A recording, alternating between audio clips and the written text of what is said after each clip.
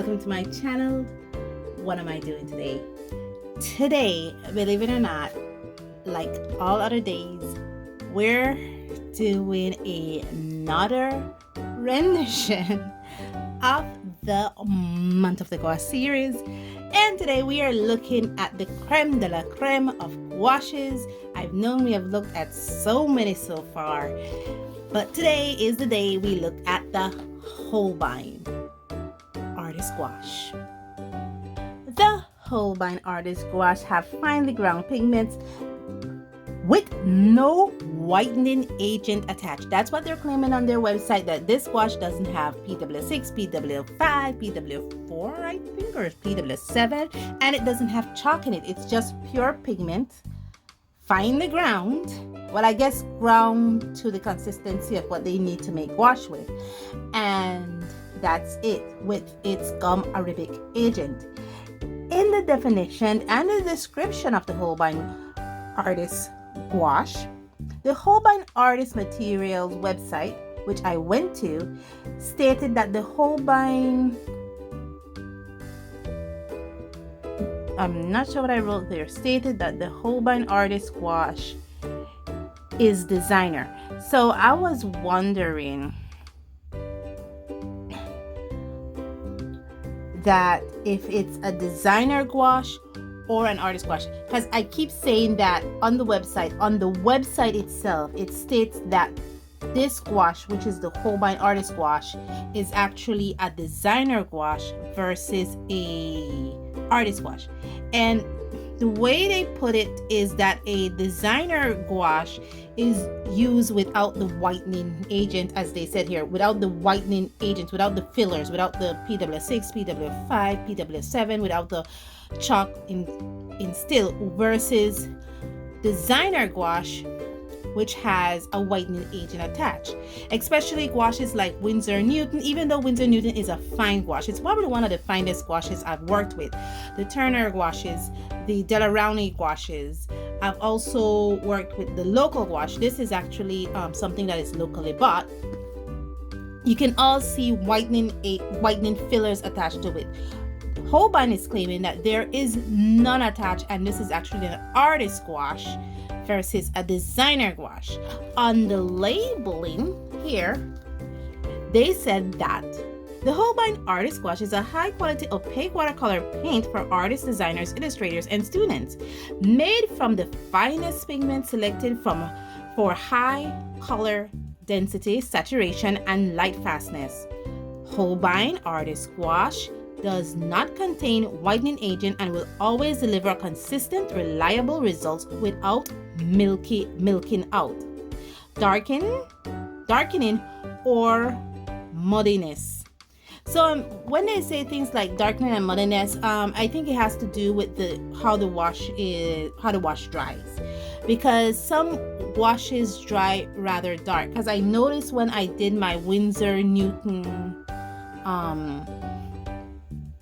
tests, the mixture that I had dries fairly dark, to the fact that I thought that it would just look like one big blob, but it didn't. It dries dark, and then it kind of went back where you kind of seen distinctions between the different phases. And when it says muddiness, this is primarily for gouaches that has multiple pigments, or made with multiple pigments. They tend to turn muddy when mixed with each other, versus washes that have only one, made from only one pigment. Last sentence states that the Holbein's dedication and commitment to manufacturing excellence ensures vibrant, brilliant colors and consistent results with every tube produced. Oh, I think my allergies are coming down, so I feel like I sound a bit nasally. So basically, Holbein is telling us that their colors are bright, it's vibrant, and the result is consistent. There is not a time when you will get one results when you swatch it and another results when you're working with it, because it's supposed to produce consistently down to its last thing, I guess. Inside the cover, Again, already please remember that Holbein is a Japanese brand, so If you see the Japanese writing like I do in here, I don't get caught off guard because it's the manufacturers are Japanese. Then this is the health and safety use of Holbein paints and mediums. Do not drink or smoke while painting. Avoid all contacts, contact with skin or mouth contact. Please do not eat your paints. Okay, please wash your hand thoroughly.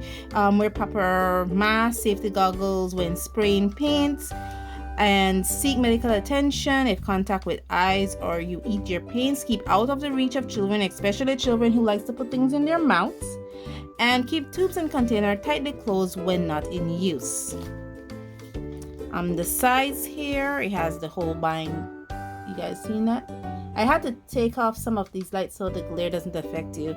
Holbein 12 set. Now I have the 12 set 5 mLs here.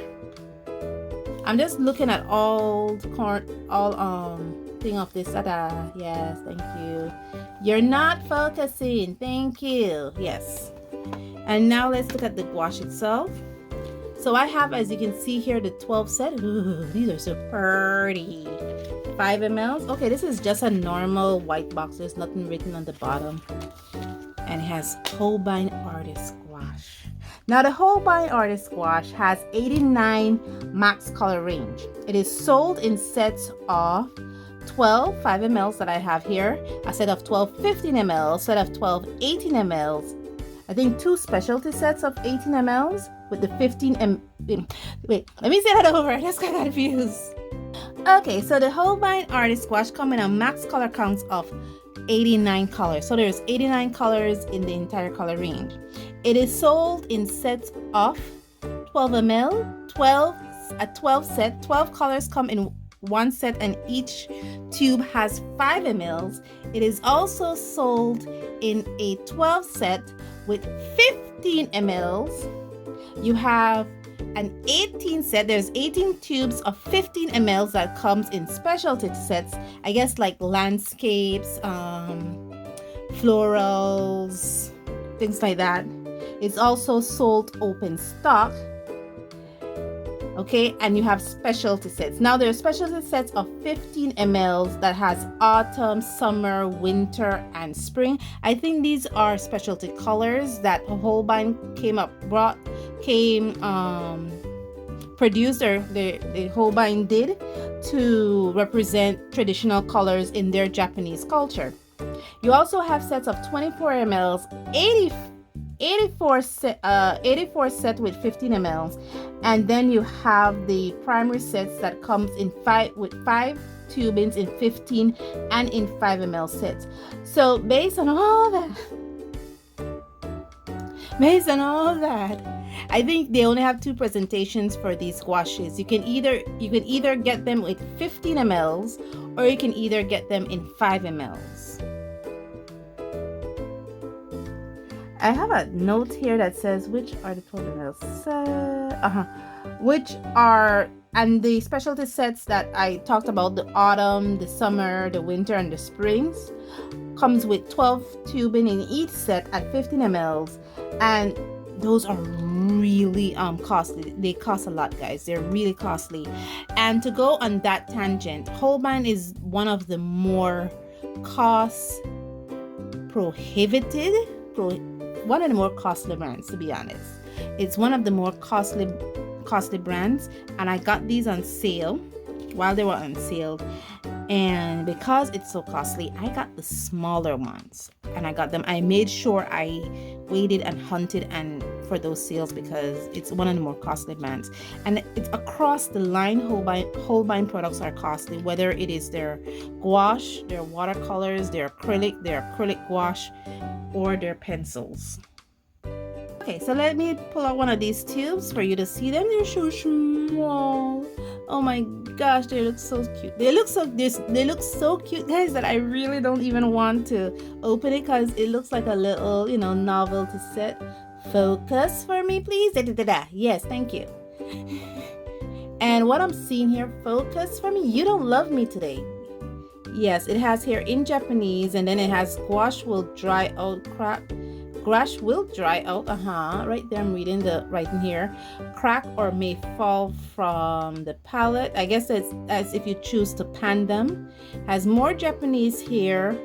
Then it says not intended for use by children. So I guess these are only to be used by adults. Holbein Works Limited. I think this is a name, made in Japan. Pigment IC name. This is PV15 PB29. This has more, and it has a B here, series B. It has the Holbein and more Japanese colors, more Japanese characters, sorry, right here. And then Holbein Artist Goauche GG581. I think this is the product code for it, because I noticed for the acrylic gouache, it has a different coding than the GG. And I noticed for the watercolors, their pigment code starts with double G, so I know that's the product code there. It has violet, because I'm using the violet. It has it in 2 other languages, but this is actually Spanish, so yeah.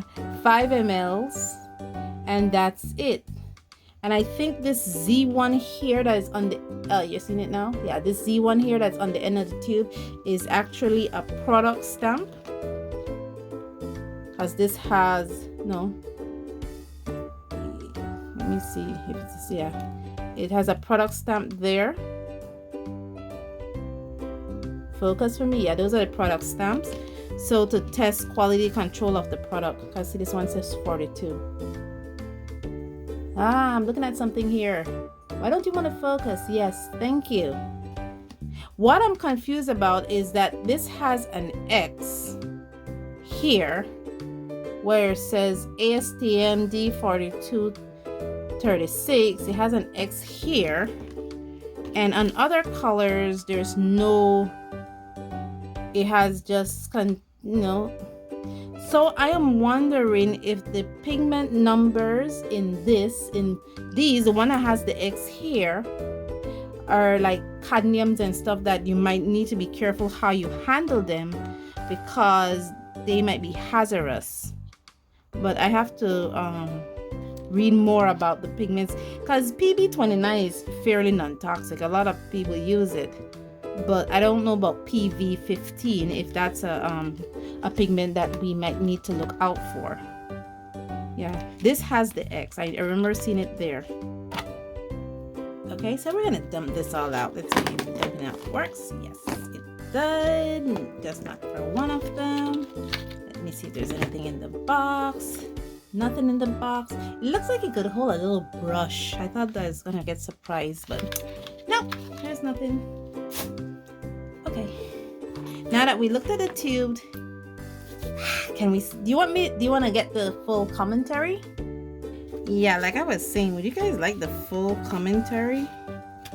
Because it's swatch time. As you can see, I already, oh gosh, it's not moving. It's stuck here. Like there's something here, something sticky, and something here, because we're all stuck over there. Believe you go. That's your color family.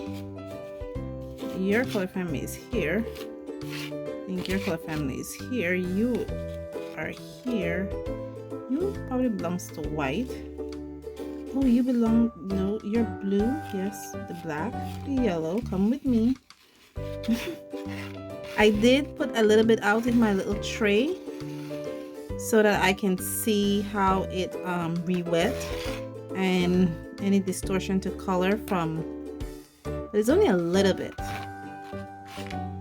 So we'll see the concentration of these colors, if these little specks can produce color intensity. As you see, it's actually the smallest amount I took out. And this white here is actually from the Schminke white. I'm sure you would have seen me talk about that. So yes, I also have that in the corner there.